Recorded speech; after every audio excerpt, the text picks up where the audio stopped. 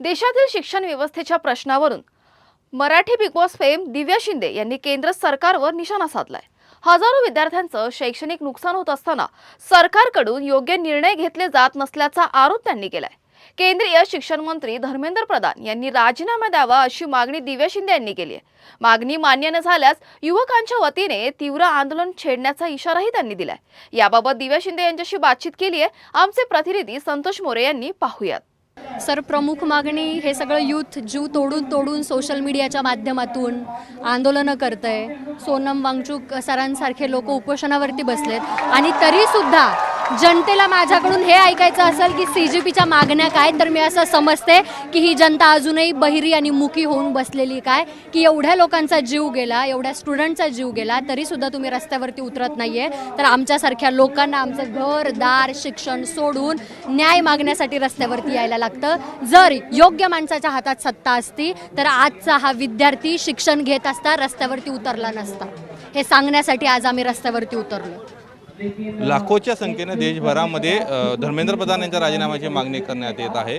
आज आझाद मैदानात देखील शेकडो विद्यार्थी बसलेले आहेत। काय मजबुरी असेल मोदी सरकारची की धर्मेंद्र प्रधान राजीनामा घेण्यात? मोदी सरकारला स्वतःची चूक दाखवायची नसेल, जो की तो चुकीतच आहे, पण असं पण होऊ शकतं की जर धर्मेंद्र प्रधाननी राजीनामा दिला तर असं होतं की मी स्वतःची चूक स्वतः अंगावरती घेतो आणि सर्व बीजेपी सरकार पडू शकतं। या भीतीने नरेंद्र मोदी इस्तिफा त्यांना द्यायला नको म्हणत असतील। आणि मला असं म्हणायचं आहे, एखादा माणूस भारताच्या जनतेला किंवा विद्यार्थ्यांना कॉकरोच म्हणून बघू शकतो, त्याची बुद्धिमत्ता काय असू शकते? म्हणजे त्याच्या घरात कॉकरोच जास्त असतील, ते बघून बघून बघून त्याच्या तोंडातून एकदाचा तो शब्दच आला असं मी समजते।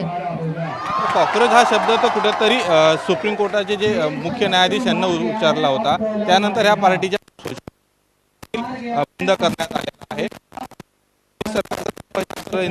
वाटते तुम्हाला?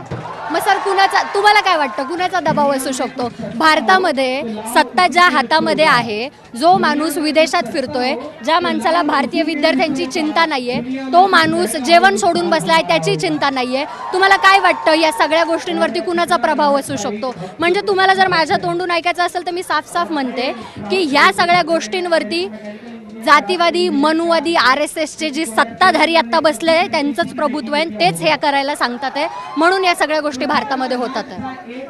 आता साधारणतः जर धर्मेंद्र प्रधान यांचा राजीनामा नाही झाला, आज तुमचं आंदोलन 1 दिवसाचं आंदोलन आहे, दिल्लीत देखील आंदोलन गेल्या 18-19 दिवसापासून सुरू आहे, आजचा 19वा दिवस आहे। जर राजीनामा नाही झाला तर कॉकरोच जनता पार्टीचे एक सदस्य म्हणून काय भूमिका घेणार, काय राहणार आणि कॉकरोच जनता पार्टीचा पुढील कार्यक्रम काय असणार?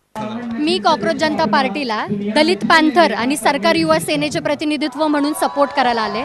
सीजेपी काय निर्णय घेईल हे मला माहीत नाही, पण पॅन्थर म्हणून मी सोनम वांगचुक यांच्या पाठीमागे पॅन्थर म्हणून उभी राहील। आज राजीनामा नाही देणार, उद्या राजीनामा नाही देणार, पण ह्या देशातलं जे यूथ आहे यांना डॉक्टर बाबासाहेब आंबेडकरांनी दिलेलं संविधान सार्थ कळतं आणि आम्हाला सत्ताधाऱ्यांना खाली कसं पाडायचं हेही कळतं।